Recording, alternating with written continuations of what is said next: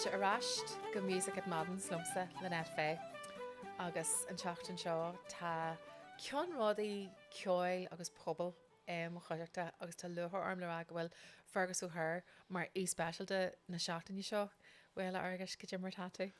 Tá go maiid gar mágad. Fáilte ruat. Agus intach sásta bhain seo glóit leat. Istí sa snog, Fergus? Sin é, tá sin intach snogéilte. Buckle bra Gaeilge. So, aber seolum, cifní sogatsa an teach seo agus beidir an ceol istí sa teach seo agus?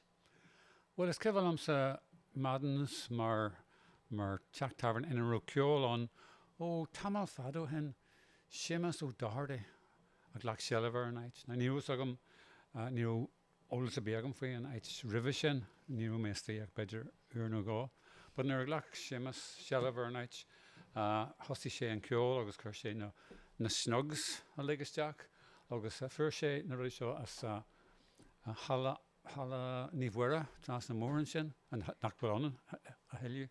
Agus chuir sé an siúmar galanta seo in san húsdaire agus hosi sé an ceol agus an sin glach coppla daoine eile seliver an níos sin ach conní sé a gáil an ceol. Agus cén tréimh sé bheith bheith sin sin? Tá mé céint is dói octadí nóidí beidir hart fan tréimh sé sin agus a bhí gach ceanneal rud is tíon sin is cibh am arachtal céid sin tréimh sin ar bhí me dinne gáil de cumain ceol háirithe hí an voicescoil stíon seo a gin. Aintach? Agus bhí sin ag mai. Bhí sé deacha go leor mar ait le chom ceol mar sin arachtal. Yeah. But sin mar imid bhí sé tasant an carnil sin agus bhí daíonach sásta. Iad a clinton seo agus is siad daíonach sásta bhéin seo. Is éintach agam na scéalta a sprágan an spáth seo I másc aana an fádcréalta seo tu sé dóchráid ar fad. Like every single guest we've had on the podcast so far has a different memory of this room, of this space and everything to do with it, and you're going through different periods in time as well, whether it was the 80s, the 90s, the 90s, right up to the present day.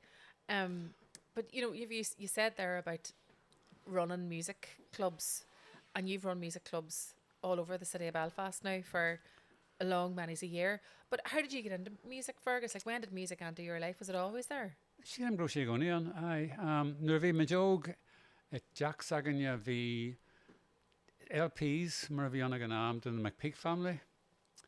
Grúpa intach over Fergus ní bhíon glór aithinde tugad tí mór so bhí Davy Hammond an bhí LPs Davy Hammond agus ruí mar sin agus bhí sin nádrathe le bheith éisteach le sin agus bhí sé cinneal nádrathe mar sin de gro ceoltarí an seo óbhfuil Feirste.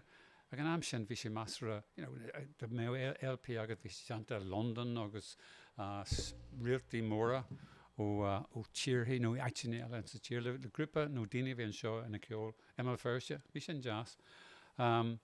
So bhí an cinneal sin cumáile sin bhí an grá cinneal le méthe géisteach leis mar dhéagóir agus stuff mar sin pop ceol agus an sin bhí is cibhfuil am an tréimh se ribh sin Beo le het John McCormick mar heis mar horig geisteach le na cinneal rudí sin. So bhí ceol aranach agus ceol Gaeilge in san ait a gcónaí is cibhfuil am nuair bhí meid masaróg bhí meid a cónaí bell doras de fardar a bainneam Vincent O'Boyle agus níos a gin seo an am ach ba dearthair de Sean O'Boyle an denna bhí ag bailú ceol ar fud na tíre ar fear na blianta agus hiúil sé seach teach sagane láháin agus bhí ní runach na déagóirí na daoine óga agus bhí ina lámh bhí an chéad LP de Kids na Chieftains agus dúirt sin just near caiise bud chuir sé thugin agus dúirt sé chuir sin ar an machine éas leis an ceol sin fear ceol agus déismid leis agus ba sin solaró na Chieftains mór le rán ó raibh just bhí sé an LP leis an clúdach dearg sin picture. So bhí ceol a gcónaí an in sna lua leitheanta.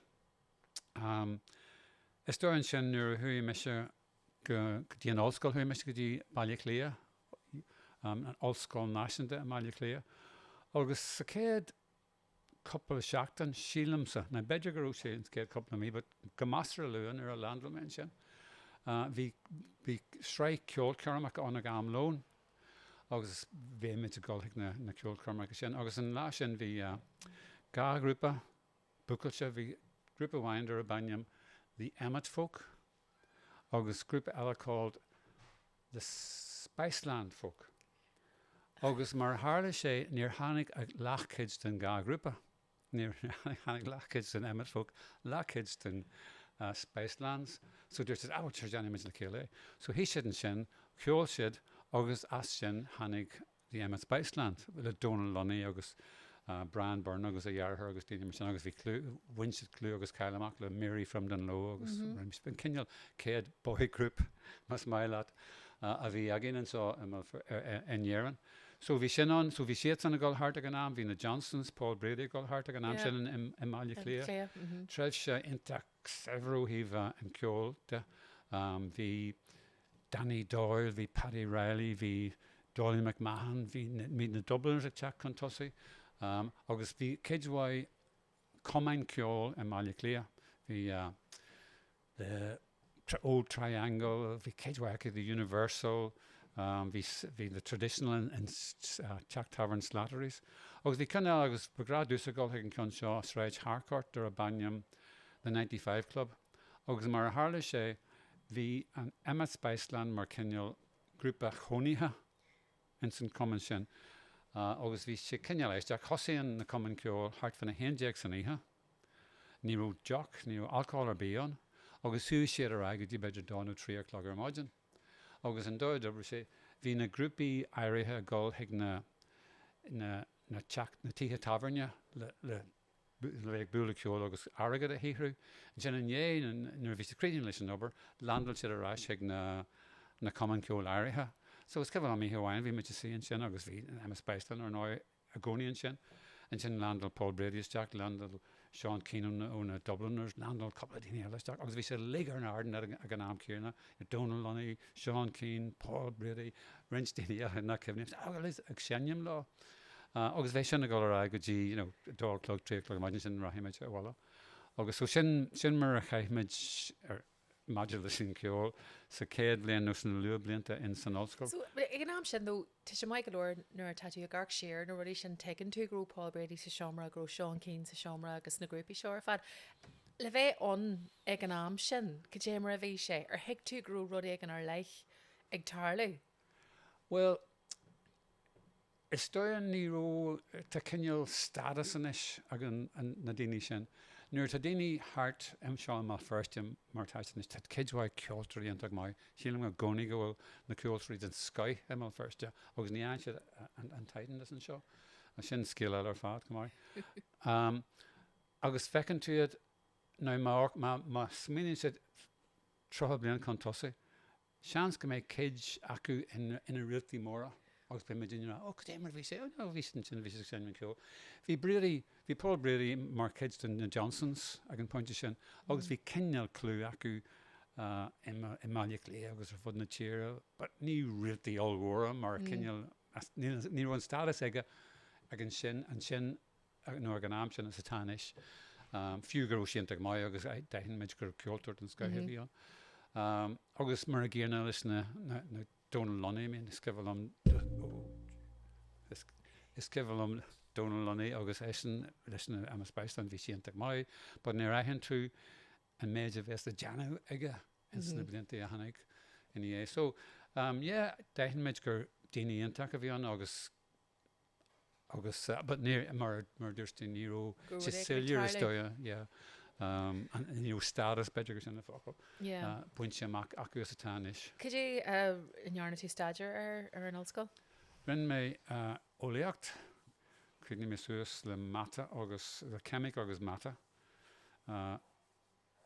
Eisteach go leor, bas iad siúd na an 10 áir nachrú mé géirí anna. Níor tag mé an scóil. Ní mé géirí mata, ní dúlagam sa mata, nó cathair is a cemic. Is cefal am gan agus hepar am san hard-level cemic. Cúra bheith gur fleisc.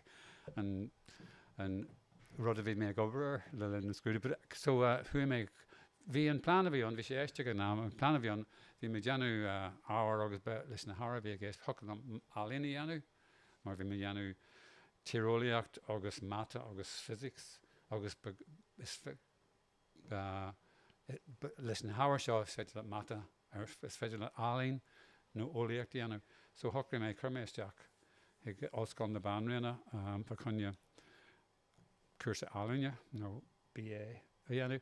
An sin thuí mé go dtí tíor conal an bhíonn sin le bheith gobar le an tairú a Jack Tavern nó in Austin na Shandon Hotel in Port na Blá agus Dublin men sin agus bhí scafta daoine óg den níos céanna agus bhí siad san bhí choras defriach go níomh ruárthú choristeach coolua ag an ollscoil. Bhí ar ina dhéanú mí abran rud an seach an seo an tuaisceart. In sin bhí orsa ag an point ag an am sin dáin tú go bhfuir tú de cid torthaí agus an sin chuir tuaisteach. So there's bhí siad san le gáil den so ag fion idir an dálinn dafraí mé sin bhí mé géirí ólacht dhéanú sa chumaisteach. Heg UCD for iomaí agus for misteach skill fada. Couple of focal anish ó locht háirithe and fád creolta. Hatch on the Falls Road are proud sponsors of this week's music at Maddens. Hatch is nestled along the charming Falls Road. It's not just a cafe, it's a thriving hub of warmth and community, and most importantly, exceptional food and drink. I know I have tried it many times, and Hatch manages to capture the essence of Ireland while adding this lovely unique twist using locally sourced ingredients that support farmers and producers, and the commitment to quality is what sets them apart and elevates a classic breakfast, lunch or dinner into a culinary experience. So beyond the delectable food and coffee, Hatch on the Falls Road is also a community space. It's where friends meet, families gather and good conversations flow as freely as the coffee, and the welcoming atmosphere just invites you to sit back and relax and indulge in a little slice of life. So I encourage you all, if you haven't already, to visit Hatch on the Falls Road. Treat yourself to the best coffee and an unforgettable Irish breakfast. Experience the warmth of the staff who are always ready to greet you with a smile and a recommendation. Avalon Guitars are proud to sponsor music at Maddens. Still made by hand, still made to matter. And Avalon Guitars began with a simple belief that the soul of an instrument is shaped by the hands that built it. And in their workshop in Newton Ards in County Down, tradition and intuition guide every cut, carve and tap. There are no production lines, only luthiers, and every single piece of wood is chosen with care, every guitar voiced individually, every detail considered, not just for beauty but for balance and for resonance and for feel. And Avalon guitars are played on stages and in studios across the world, but they're born in the quiet where craftsmanship still matters, built to last, built to inspire, built to become part of your story. avalonguitars.com for more details. Agus but ag an am sin fásta though explained ar imacht ó yes done tríú or done a just tríú level ro si sin cinneal éisceach tú le ro daoine eile ag teann an rud céarna? Nero story bhí sé cinneal leiste go bhí bhí am sin bhí ma hismóirí marú so bhí mé ina coní le ma dhearthar agus ar nó ní ro mór an airgad a gceist ar nó a gceart a hart agus bhí an talin agus dearm sin na daoine organis ní higann siad ag an tam sin fuairmid Jontas le híchas as an ollscoil le híchas na leor le híchas go bhí láistín a bhí agad agus ruile agus marála sin bhí me seabhal gáil ag an ollscoil ach a bhí sin ní bheith hin an agus nar leorm san daoine organis agus tá sé teachtamach an ollscoil le fécha de 3,000 punt na run teach me sin agus meiste sin mu agus an rud a chuirneteach rud a smó chuirneteach arm sílan céidhhaid daoine marhealar an bolscoireachtas de chuirmach wat is sé mai glór for mé céam agus tá sin an na bontáiste dúte agus an dearcu tugam ní sin an fá go bhfuil Jontas an fá go bhfuil Jontas an go méid cad a gach duine gáiltha an ollscoil daoine a thuirteach mar is cuma má tú teachtamachchas an ollscoil le 3,000 punt na rud an seach le hicarráis mar a bhfuil mór an airgad an sa chláán níl na pastí gáil sin anú so is bacatá ar daoine bach nó daoine ón Loch Debre so sin fágam agus ach tá an bolscreacht sin chuirmach tá tú fáil rud iad té agus so tá sé focused ar an duine in áit ar an sothí be cuaga mé cad nó fáil a gachtainna golhan na hoscola mas sin an rud a bhhaile. Agus ag an am sin bhí tosa in san glún sin a bhí ag buint buntáiste omlan as an act idehis in déad a seachtain agus teach. Bhí glún a thuí hon na hoscola aró an tidehis an ceol sin idehis ar fáil défa beidir an céad uair nach ró ar fáil ribh sin. Ar hiig tú sin ag an am goró rud ag an ag tarlaú goró deisio go beidir nach ró ag dúhaintear rót? Níor hiig a gceart is cebhfuil am man sin agus dtíine mar sin a ceint frín na tithe in a ró Midgecóní bhí Midgecóní an Máile Mac Anderson seo an firste tithe uair a stát uair agus bhí daoine rá tá sé galanta na tithe seo lechras agus seomraí agus gacrad mar sin seomra fáilc agus na rudí sin na tíomhtíínar bhí Midinneog bhí an lechras tíomh mu agus so is cebhfuil am daoine a ceint fiú sin, but níor hiigméid mar a bhéanana daoine óg a gcónaí ghlachan daoine óga an rud a hartarthaí mar an grá rud. So níor hiigméid a gceart nach rud uair intach a bhí an. But nisnar fecum sa gur imi sé agus an ceilimtán agus an dóid bhfuil cursaí economiaachta go inis agus an cursaí polítiachta chuann sé isteach ar agus ní higan is just is bolsc an cuacht do bolscracht. Nuair a bhí bhíine a gríthart ag an am sin agus nuair thosaí trobladí agus thuimiisteach san na seachtatí agus bhí céadhhaid troblaid ar bhí céadhhaid na úsas mé an focail troblaid bhí céadhhaid imachtaí go ra fud an dóin ar a bhí an jeú ag teach le ré an cholanachas agus bhí daoine agus dóla mé sin nó fuair mé sin amach de riiriciil bhí daoine san Africa ar fud na Africa bhí daoine ar fud na Deisceart America a lig ag trid chunne síirsa agus nuair a tharla an thosaíonn rud an seo margheallar sin a bheith go ra ar fud an dóin ní ró sé chumhaisteach sin an am asatán ar orchan daoine siarnéis agus daoine rithart le gonaí agus bumaí agus ruir me sinna go ra. Is cebhfuil am ceitt mé treibhse in san Algiers in san chathair sin agus bhí mé in sin le buú le rintíine agus ceitt mé an treibh sin ar bhí mé an sin ar faoi beidir míú níos mó hart fan treibhse hart fan méid sin ama thucra mé ag an am sin mar go bhfuair Algiers na Algeria Saoirse ins na céagadtí rih na revladí a thosaí na tíortha eile ar fud an dóin ins na seacaí na seachtatí. Bhí sé san mar ceol chairman fa cenne na grúpaí a bhí extracailte ar fud na Africa. So bhí ceol han embassies per se mar bhí siad go fáil extracailte an ANC, SWAPO, the Southwest Africa People's Organisation, Fronila, the Front for the National Liberation of Chad, grúpaí OF Ethiopia ar fud na Africa bhí ofici acu in Algiers.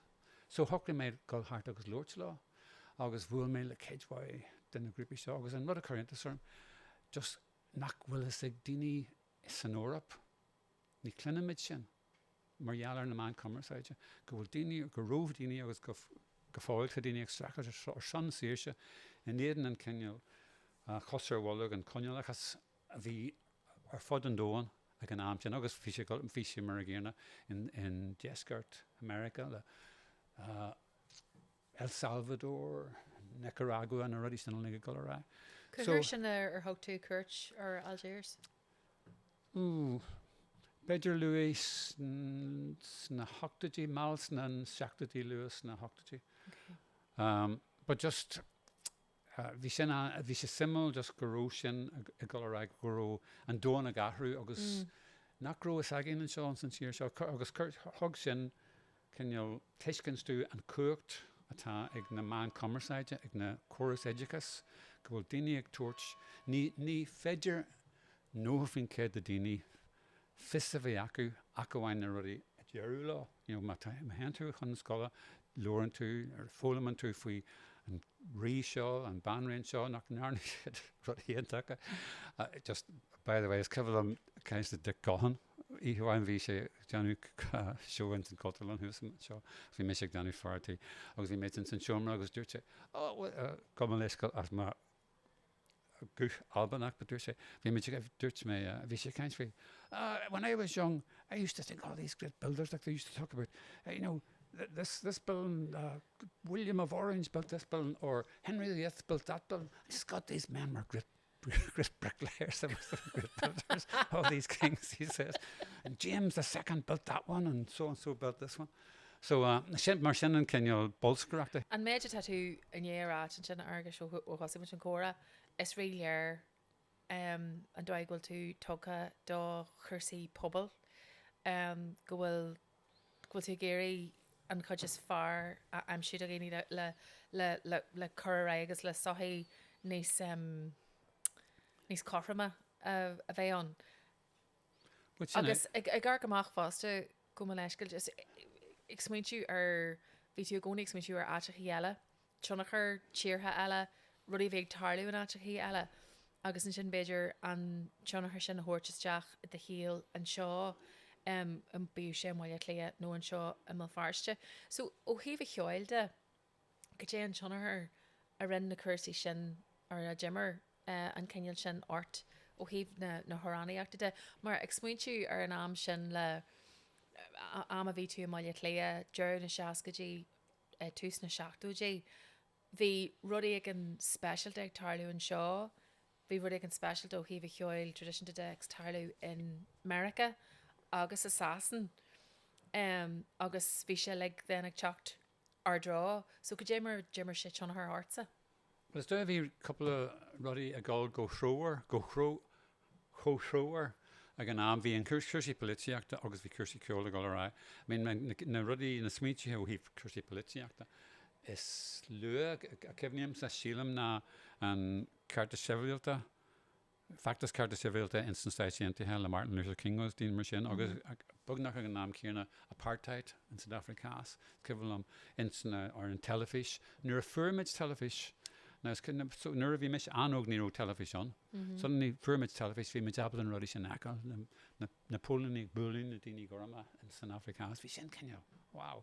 Agus mar a ggéarna in San Staitiant, agus rís sé lom, just glach mé an am go grú gach duine ar híomh na daoine bachta, na daoine a bhí faoi smachta an am, but dóla mé nuair sé mé sin agus ní hiig mé agus ní hiig go fáil grú daoine ar an tíomhile, grú daoine ag tíomhú leis na pés nó cabbírad, but cabbírad ar clúis ag an bhí Virginia ar híomh na daoine gorma nó na daoine a bhí faoi smachta an am.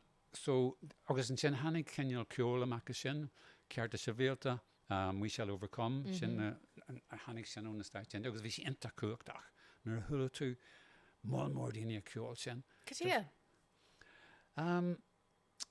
Well, it's ceol cuachtach, it's óran cuachtach sílam, agus na daoine mínú cabbírad atá gola hála dúin, chucimid fríd, seasimid macéla, rahimid ará. So, sin an smín we've on now, just agus tú ará catige, is ceval fur mé céal omlan diffil on oran céarna, nuair a hála 9/11 mar current ar, agus honnig mé daoine in New York, a ceol we shall overcome, agus bhí maithe an omlan diffil, and dóibh bhí siag teacht amach, we're going to get them. Hannig amach agus so brahan sé astóid ar an rud atá in sin an sa céaddal síos faoin méide an tú amachchas, but sílam den cid is mó. So díaltas a bhí an in san cás sin, ribh sin ó an siachan a bhí an. Yeah. So, but so bhí sin cuachtach ag an am, agus an sin nuair thosaí na trobalí an seo, thosaí an factus ar son ceart a sivéalta, an seo bhí mis máine clia go fáil ag an am, ach bagráú sa teach suas, agus dí an tuaisceart can na mór cheoltaí agus rudí mar sin, agus béh daoine ceol sin cumáid, agus bhí sé cuachtach. Agus an sin, tá maidir le an cuacht a bhí le ceol, agus sin mar a thosaí sé just a géisteach le agus é a cheangal le scialtaí, le fíor scialtaí agus rudí a bhí go ará. Agus an sin nuair smíonn tú siar, like Kevin Barry, a mé was a cetadan bug den na daoine cé, ach gohhain an tóran sin, Joe Hill na bhí bestoin ag mé mór an méid cíar na daoine, but na hóran sin, dóla me sé céad bhhair stair ó na hóran. So sílim go bhfuil sé go bhfuil órán abal a daoine spragu, abal a daoine a thuirt le chéile, abal a scialtaí a bhíú nó rá, agus abal a smíte curtha. Couple of focal inis ó lucht háirithe na seachtain seo music at Maddens. Some words from our sponsors this week on the podcast, and they say there's music in every pint. Smithwick's has been brewed in Kilkenny since 1710. It carries centuries of craft, a ruby red ale with notes of caramel, roasted malt, poured smooth and rich, and it's the taste that's been part of Irish sessions for generations, where stories are told and music is made. So whether you're at Maddens or listening from home, raise a glass and let the tradition play on. Smithwick's is brewed true and shared together, and please drink responsibly, for over 18s only. So an rud tattoo we na ó híomh na háirithe de gur tú sa bhíonn son ar gáid agus in amí gur fuinse einta mai an le beidir níos mó ólas a chur ar áhar nó ar gnne ón stair. Ach I suppose is ó híomh scéalta agus órainn consciousacha agus an sílann tú gur gá le ceol nó órainn in san tradition i gceol tradition de go gaithí siad a bheith palaitiúil I gcónaí nó an bhfuil palaitiíocht feitte fuite lá. Well, ní gaithí siad a bheith, agus de céadhhaid daoine a cheol an óran faoi, tabraí gananta faoi grá agus tá go agus, but níl méid sin sim agam ins na hóran sin, the Lord and the Lady Fair and the butcher boy who ran away with the Lady Fair. It's got very cynical, but the kids why óran mar sin ní spragan siad mé. Yeah. Is guilty is óran faoi rudí atá go rá óran atá on fa conne daoine is spragu. Níor thosa mé amach mar ceoltar agus ní ceoltar mé, just ceolam sa óran. Ach an téan a dúsid mé ceol nuair a bhí chathrach le curtha, nuair a bhí áchaid an agus bhí rudig an dí bedger leis le cur leis nó le curdaine ag smaoinú. Luí mé de gahan ní bhfuil luchanis am an nó tú réo ceolcrom de chéid. Just sin an go si go henach just chen sé fríd téama né téama scéalan é scéal agus tá sé cosal le cruniú pleitiúil le bheith an agus an dóid a cheolann sé agus an dóid a lorann sé agus an sin tan ceann sin a lorann sé faoi a different kind of love song. You say I don't sing love songs, but all my songs are love songs, but because they're for love of people and love of society and love of the ordinary person. So sin an ceanneal dearcú a tagam a malach éigean. So tá de gahan mar ceanneal léach go tá ag tuiscin sin seo? Sin an go sinntaach mai. Ní hogal am an guitar a chéanam lachad. Cosal Tá sinntaach mai, nó fiú ceol, cosal leis, tá sinntaach mai, yeah. So ó híomh an guitar de chuthúr hosí tú ar sin ar agus? Sin cés, well, ceannaí mé, tá muid sé an Maddens barn seo, agus begrá go mé goró siopa cearning tras am mór, Bernie McBurney's siopa cearning a bhí sin agus bhí studio aige bhí rinn sé céadhhaid tafad intach táhairteach ar ceoltarí actual agus ceoltarí in san túisceart go generaí ólu. But bhí siopa baghan sin agus bhí siad a díal cearnaí LPs agus bhí siad a díal guitar, so hanig mé thuí mé tras na láháin ar cúisegan ní cibhlam go dé sprag mé, but thuí mé isteach ceannaí mé ceann 8 bont agus ceannaí mé leor de na Clancy Brothers songbook. Hu mé bhile agus dóla mé na chords, na 3 chords atá agam go fáil. Agus an sílan tú grú an ceol gur chudí sé leat le go híomh an méid a gréidir tú bhain gopálaitiú le th hantasa? Well, tá sin dear a thuis. Beidir go chuir sé daoine ag smíonú, an ammaní úsan tú an ceol le hágad a bháilúar chus an cúisina, tá mé duine rinshoi agad a bháilúar son rudí tá go ra cúsaí a Palestine agus bhfuil mar sin. Spragan sé daoine, tagann sé daoine le céile, tuarann sé seans de gine luairt agus a céid maithan a haspant agus a chur amach. So is stoia ní ní hian beidir nach nachraíonn sé in sin daoine mór an. But beidir go spragann sé iad agus cangann sé le céile iad agus cidiann sé lá a bheith gol ar son ag trididir son go bhí cúise tá a gceist. Níos mó na agus beidir a gasan airthe go nachraíonn sé nó chuir sé daoine ag smíú faoi chuige ar hála sin go déta go rá. Agus os is dóid an dhearann sé rudaí nach beidir nach béhas ag daoine faúda. You know, kids in the core and the kids really Guthrie agus stuff mar sin, 1913 strikes agus study mar sin. Sílan becór níos mó óráin faoi cursaí. Tá kids why óráin in my first go háirithe nó an san túisgart agus in Éireann agus curmid rebel songs orthú. Agus sílan just gur categór eile de an rud a current go dóndas do protest songs. Agus nuair smíonn tú mínas cibhalom ag clinint Leonard Cohen a ceol, Kevin Barry agus Paul Robinson I gáil de beidir Kevin Barry nó ceann na hór na rebel songs go mai. So is kids den lexicon mas mai lot. Ach tá daoine an agus bheith churanna le an ceol sin ó an agla orthú. Ní bheith se tógadá agus tar an dearthú nar chóir na hórann sin na cheol. No, we've seen Ken Fa, Harlan Rod, August and Toran, just instance and scale. Fuin Rod, August Matidini, a Vegas checklist. Vi Ihuain, Tamlohen, vi far in some common ceol and the sunflower at a bunch of lesh, I can bunch of show. August far Beahnia got Aristoy, Bran Irvine. Sin far céile Linda Irvine agus bhí ceint seán bhí meid ceint it was ceol comhrú ar an mórthúil in san sáite aontaithe fra chun trucha sé thugam agus bhí grúp bhí panelán agus bhí breanán mar chun na panel agus an sin thosaí sé ag dearnad bhí couple óran le ceol agus thosaí sé scríbnar ceol é. Agus thosaí sé ceol kids na hór an scríb sé agus bhí siad faoin céad cogadh dónda agus the Ulster Brigade and the Men of Ulster agus stuff mar sin.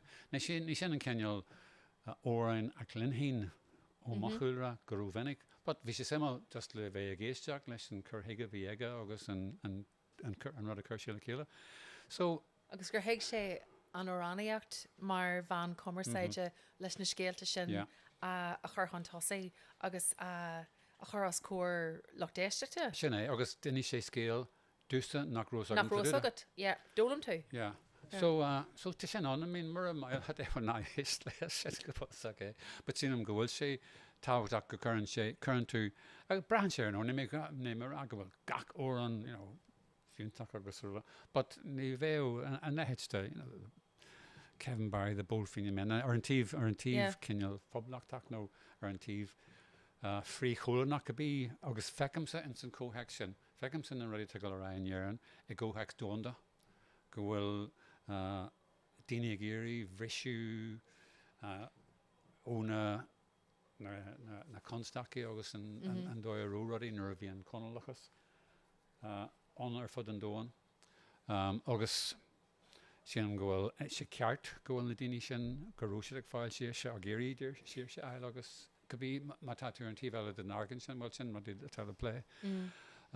So begradú sa rá agus stoig bhfuil if féinní aganin ní sé go fear an neiste sa bhí, but in sna seán leihananta ba iad na daoine bachta a scríb na hóran, na daoine saibhar scríb siad na leor. Leor hí Sarah.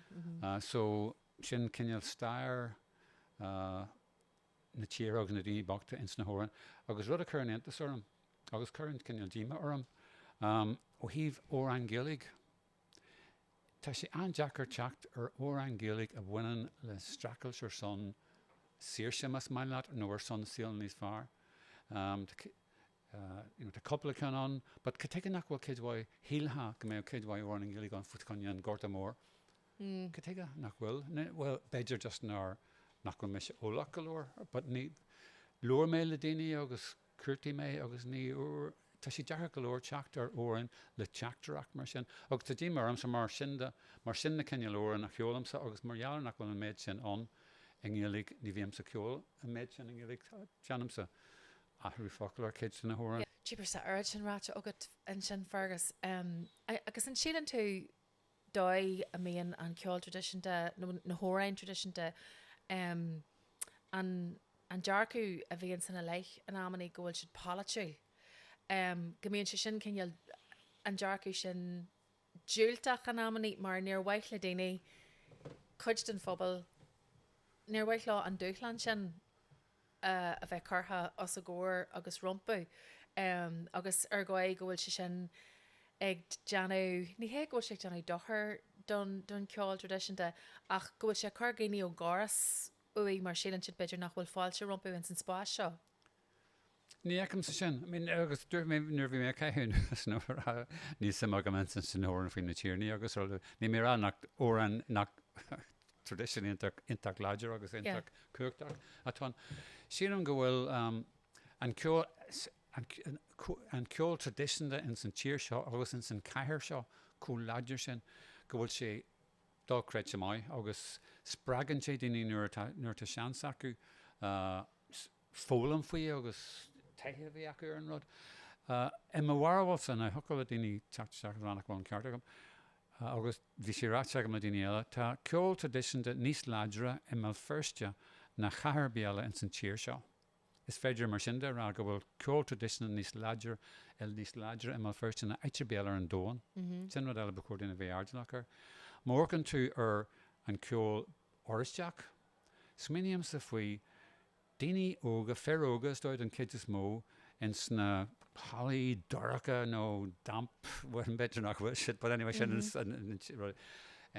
mí na saona mí dearafór fulam an ceol seo agus an táhacht a tala sin de jocal lá na seo just tá mé raníil an aib ó híh seachtachas mar chéarna leis an ceol tradition de as atá sé ar an tíbhile ar an drochúir sin an leo tagam sa ar.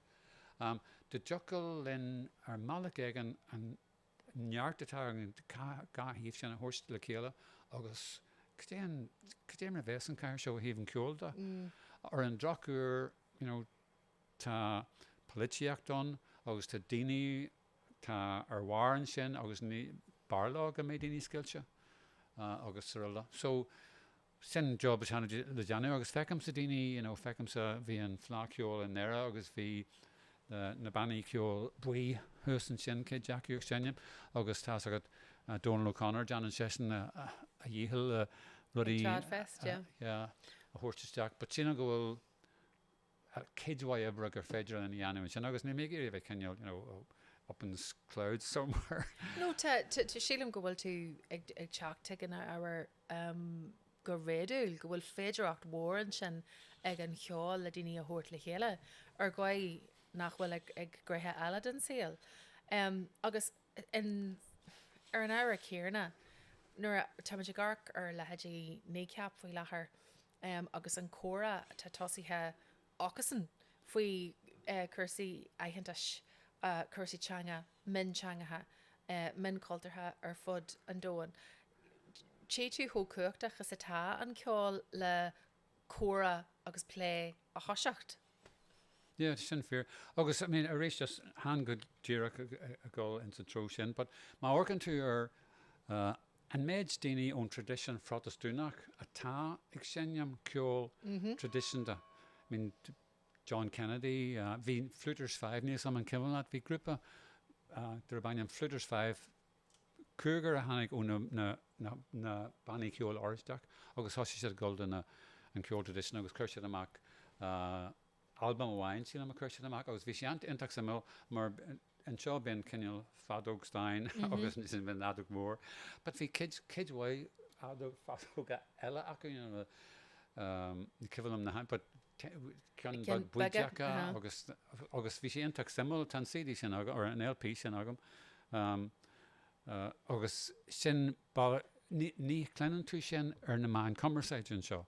Ní cleanan tú go bhfuil it's tíomhháin agus an tíomhile agus ní kidún sin agus a risna mé géir bheith ará nach bhfuil na feibanna seán an táise don agus tá kidhhaid ar bula deanú, but ní kidún kids an dóil bhfuil an na main conversation a déalail leis an rud le rudí a hairint na chéile.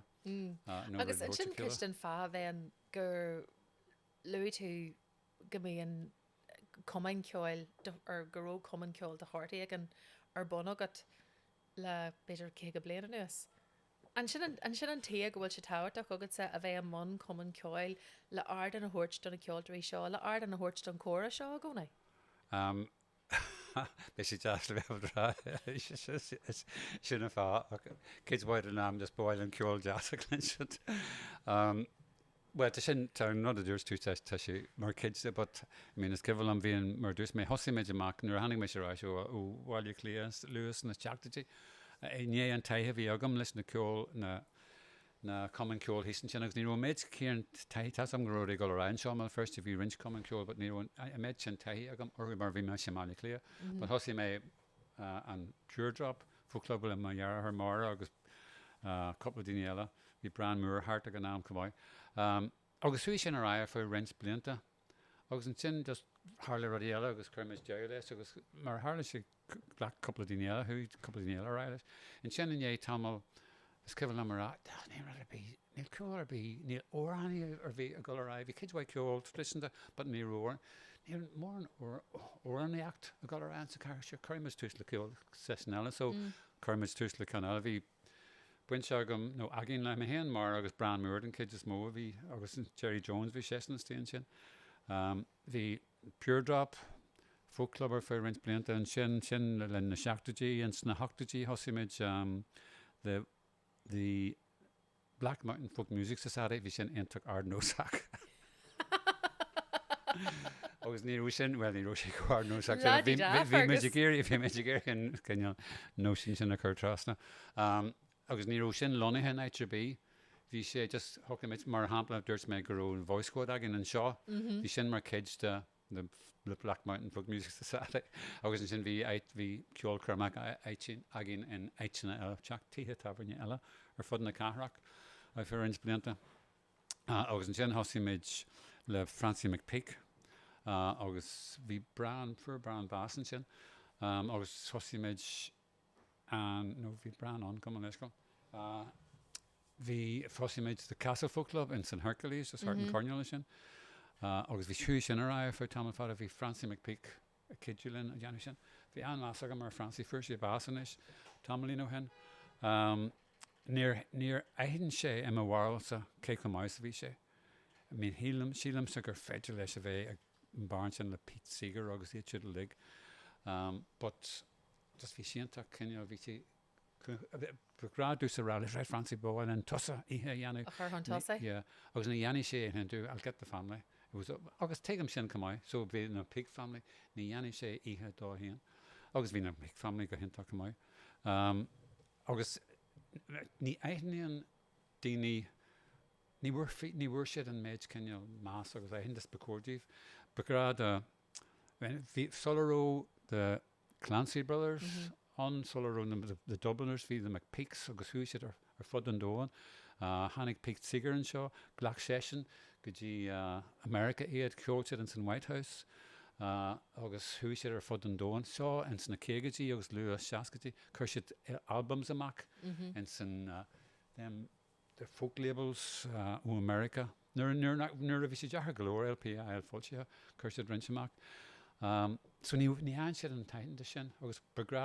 bhí fuair siad aitheann des ó lehéid de Pete Seeger agus daoine sin thar lár nuair a tháinig Pete Seeger go dtí bhil firste choní sé leis na plán McPeak a gcónaí so tá mé is my usual rant I always No, but it's saying a clinchton mar is really go bhfuil tú broad last tú Marial gur bunny bhil farste bhí an tú go mai well just bhí siad inta mai agus difriúil agus change siad siar it's clán a bhí an but change siad a glún an sean ahar hannig sé an lua in sna an féadú is agus choní fuair sé aitheann fuair sé ceachtainna ó fanna nistamen aniam sige far more ard rear bhór indrama basic na history anyway first session vi far vi a chur oh god anyway so first session hannig session an seo agus bhfuil sé leis na ag an am sin, bhí sé na fóm na PB, agus nuair a hanig a leid de Countess Markovich, Pierce agus iad siúd de bhfuil Feirste, bhí sé na senim fanna chunne, so tean an chlán sin siar, agus thuí sin go dtí an chéad glúin eile, agus an sin na chéigetí hosaí an na McPeak family mar taidin ag in is, but bhí an ceol in san chlán sin, thar na glúntaí a gáil siar, agus is cibhil hí me sé nuair bhí mé maiile clia, seachtú héan cai go fuair bhí aim nach me dá an mé de granda, chuirse sin agus fuair de granda bás, agus bhí sé den aim bhéh sin le Tom Paxton in san the National Stadium or the North Circular in Maniclea. So we imagine you his the Iraq agus the Tom Paxton Clinton, agus in Hurlem is go the Granda Bass, Granda McPeak, agus an route to go and so rinse it Richard Red, the show must go on and touch it almost. Yeah. So minta to generally gone agus intact tower agus Neil Galore Hindus Tugga. Well, Tanis Fergus, mBéal orta agus uair. So the Sunflower Folk Club agad go fáil. Tá agam ní ragar méid a céist, ní cebham céist a bhí. Tá agam haar main ceistúirt faoi na ní hé faoi na cumain ceoil sin a bheith a chur bon gohfuil tú go fáil a dhéanú. You know, could you a chuníonn tú gríomhach in san ról sin, in san obair sin, mar chocolate sí siar agus legann de géine eile dhéanú ach ní réíonn tú sin a dhéanú. Rin Branmúr cartoon Uair agus picture bhain a bhíon agus bán agus an rack. Tá agad de rack. Bhí siad ag tarint a chosa agus a clégan óna chéile agus chuirsí a lábh suas agus dúirt sé. When they come to get me and they put me in the rack and they ask you why you did it, I'll say I did it for the crack. Agus sin an fágan jarna me éidir kids is mó. Déanam me mar tá buin soltas, tá fergi words in isig déanú kids is mú an obra, cai me adbal in san pure dop, tá sé sin tá hí aige bháilú ag déanú teagháil leis na ceol. But tá sé intach mai, is cefal am an nervhí mé obair agus Golamach pension gacha ihe Jardine in Sunflower Folk Club, maar thuis semag of se golan. Agus is cefal am bé an creating leis nobar agus suas go dtína clúsile rud a bhain a rud eile. Oh God, an rud nachró te géirí a dhéanú na Golamach agus an sin, but bhí ortsa go sí so rahin síos go dtí an folk club agus ag an láthúr just wai tú géantach. Suimnis. Yeah, suimnis agus crack agus ceol galanta agus. So tá sé táhaid a ggóil ardan de géin, mín thugann am gola seach ar na fána eile cumáid, but ag dearan leis it's great crack. Yeah. But you know, tá daoine tá go tuairt ardan de daoine ógad tá ag tuairt ardan de géine nachhfuil cóthóg sin. Tá tú tuairt seans de géine teacht amach. Beidir goil me sé get de bogró hennig goil faúin an mar hána blianta mar dúirs mé kids den rinn me sé níl ceol ar bís imil first níl amhránaíocht mai, let's do something about it. But nuair hosimid an sunflower and é tamalín cinneal institute a bhí an it became an institution agus bhí si táhachtach de géine agus is cefal am rísé am ag point again. This is more than just us doing it for the crack. This is actually important for a lot of people. Agus tá sin an inis mar sin na bíon léisgart well, we're fed up with it now. You can't ní féidir sin ní so tá sé táhachtach go híh an ceol a chur chun tosaí óránaíocht níl mór an ardan fa chunne óránaíochta. Yeah, bíon kidhfuil ceol go leis na session a hiúniu don óránaíocht agus tá daoine an nach maiile sin. Le dúirtí sin tá bhád níos mó a gceist le seo dhéanú ná don crackta sé táhachtach do réine. Agus ar gáid sin de héal Fergus mar gréimhí pobail bhí tú buinteach leis an filletíocht fásta an seo imil Feirste bhí tú tofa mar chóileor sa gcóirlín na cathrach sna hátaí agus mar phoblachtánach fásta. Cé deirtú sin idir is cámaga agus tan omí a leo ar an dearcaí sin fásta. Mé ar an ete lé socially, but ní féidir le a bhéad a thuslí gan a bhéad a phoblachtánach so. Yeah. But cé tí de bhhail go tú chumanta sin don don gríbeocht, don fletíocht a gaithú a héal. Níl sagam. Sin fragar nor bhile a clinton nuir tú dean aglah in écan. Níl sagam. Beidir just gur rud é ar smaoine tú raibh. Níor smíine, just is rud nádartha. Ní ruairm sa smíine faúda. Ní thucail mé a háil gan é dhéanú.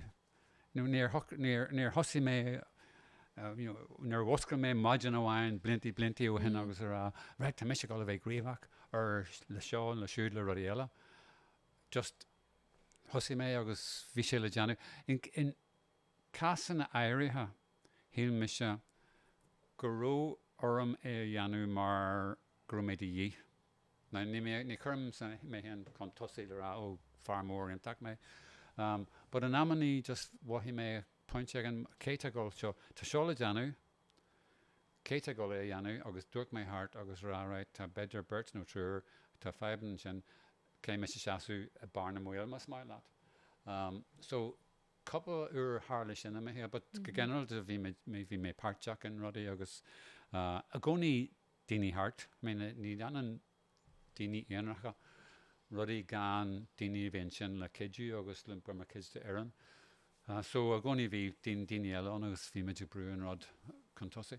But níor thocla mé go méhín mar seo agus sin me ggóil cid mhaid daoine mar seo in san cáir. Is cebhal am sí in san chathair an seo bliantí ó hen agus a gcóir cart ar an phobal an cóúidir agus duna bhhain in é luair chumhacht duna eile in é CD chumhacht duna eile in é rud an check eile dhéanú ar just is chathair an cruthaíocht seo in má bhráil sa de cid mhaid daoine in san chathair seo a teag deanú rudaí just daoine óga búlú ceol ag scríomh óran ag scríomh dáanta ag tafad ceol agus anis agus an technoliacht ag éirí níos fosa agus níos cinneal níos sira tá cid mhaid daoine ag deanú rudaí eile cumáid. Now ní hílim go bhfuil sé mar sin i ngach chathair mar nuair hagan curtha seo bíon intas orthú just an méide tá gáil agus an méid daoine tabal tá car agam sa tagan tí ón Spain choir everybody in Belfast sings agus rudaí mar sin. So is dóigh go rudigan ar le in san chathair seo bhfuil daoine tiomanta le bheith cruthaíocht nó ag deanú rudaí, but sin mar bhí sé agus níor smíniú é go bhfuil mé dheanú sin, just what else would I be doing? Well is agad pleasure bhí an le bheith géisteach leat aniu agus gur míle maigedas an seáil córa a chaithúlam agus léargas a thuirt doin ar an dóid is muíonn tú ar an dearcú atá agat agus ar de chuid ceoil agus ar hahat an ceoil i a héal gur míle maigad. Gur maigad.